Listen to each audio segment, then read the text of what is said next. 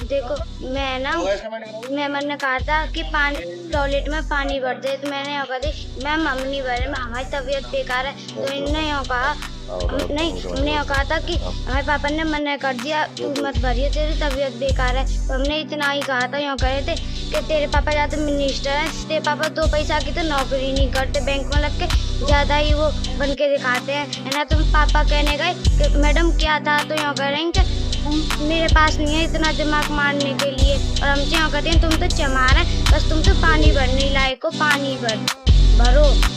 और कुर्सी साफ करवाती हैं और बच्चों पे उंगली चलवाती हैं पैरों की।